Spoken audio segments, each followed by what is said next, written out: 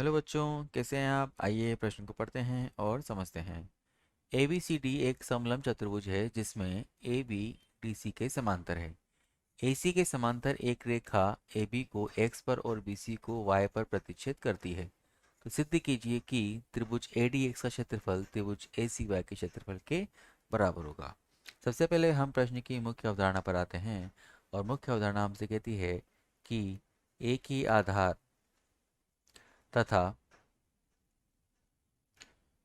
एक ही आधार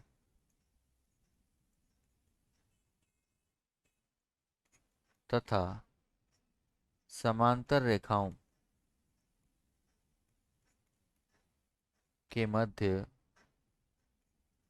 बने त्रिभुजों के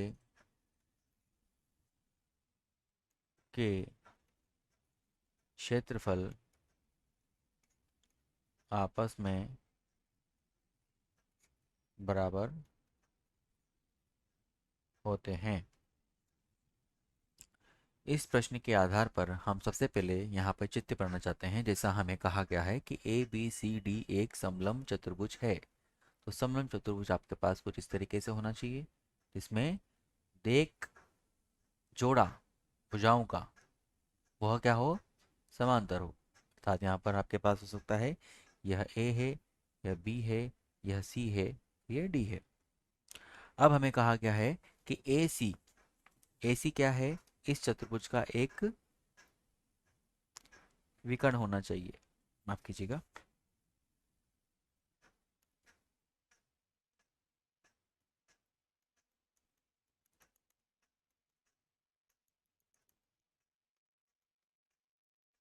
देखिए, सबसे पहले हम यहाँ पर एक विकर्ण बनाते हैं ए सी, जो कि आपके पास कुछ इस तरीके से बनेगा ए सी।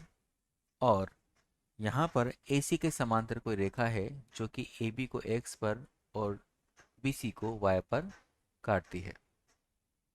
ठीक। अब देखिए, हम इस ए को y से मिला देते हैं, साथ ही इस x को भी हम y से c से मिला देते हैं। ठीक। हमने यहाँ पर ए डी एक्स सिद्ध करना है, अतः d को हमें x से इस तरीके से मिलाना होगा। समझने की कोशिश कीजिएगा। देखिए, अब यहाँ पर हम कहते हैं कि ए सी जो है वो एक्स वाई के समांतर है। ए सी समांतर है एक्स वाई के। दो त्रिभुजों की संकल्पना हम यहाँ पे करते हैं जिनको हम लेंगे कि यह एक ही आधार पर बने हों। अब ए डी एक्स तथा ए सी एक्स देखें। ए डी एक्स और ए सी एक्स, हमने पहले ही कहा है यहाँ पर कि ए बी सी डी एक समलंब चतुर्भुज है। अर्थात ए बी यहाँ पर आपके पास किसके समांतर है, सी डी के समांतर है। तो ए सी एक्स और ए डी एक्स दोनों ही त्रिभुज ए एक्स आधार पर बने हैं। किस पर बने हैं, ए एक्स आधार पर बने हैं। और यह दो समांतर रेखाओं के मध्य में भी बने हैं। तो हम कहेंगे यहाँ पर प्रश्न के हल में, प्रश्न का हल किस प्रकार से होना चाहिए बेटा आपका। देखिए, प्रश्न का हल त्रिभुज ए डी एक्स तथा त्रिभुज ए सी एक्स में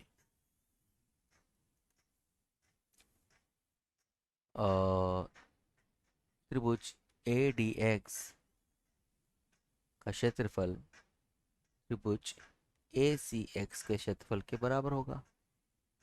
कारण एक आधार, आधार कौन सा है बेटा, ए एक्स, तथा समांतर रेखाओं के मध्य, रेखाओं के मध्य। इसे हम समीकरण नंबर 1 नाम दे देते हैं। समीकरण नंबर 1। अब तथा हमने अभी भी कहा है कि ए सी जो है वह एक्स वाई के समांतर है। अब आप दो त्रिभुज लें, ए सी एक्स और ए सी वाई। ए सी एक्स ए सी एक्स और ए सी वाई, ये भी तो एक ही आधार ए सी पर एक्स वाई तथा ए सी समांतर रेखाओं के मध्य में है। तो हम कहेंगे यहाँ पर त्रिभुज ए सी एक्स तथा त्रिभुज ए सी वाई में क्या होगा, यहाँ पर इनके क्षेत्रफल आपस में बराबर होंगे। त्रिभुज ए सी एक्स बराबर त्रिभुज ए सी वाई। क्यों है ऐसा? एक ही आधार,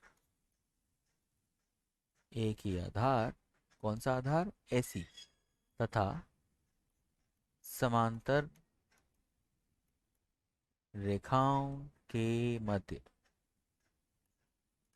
ठीक, समीकरण नंबर 2।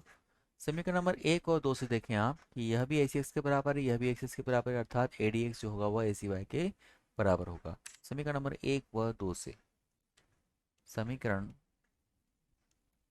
1 व 2 से क्षेत्रफल त्रिभुज ए सी एक्स बराबर होगा क्षेत्रफल त्रिभुज ए सी वाई के। इति सिद्धम, यही हमें यहाँ पर सिद्ध करना था। मुझे आशा है बच्चों आपको प्रश्न समझ में आया होगा और इस प्रश्न के आधार पर आपको कई और प्रश्नों को हल करने में भी मदद प्राप्त होगी। धन्यवाद।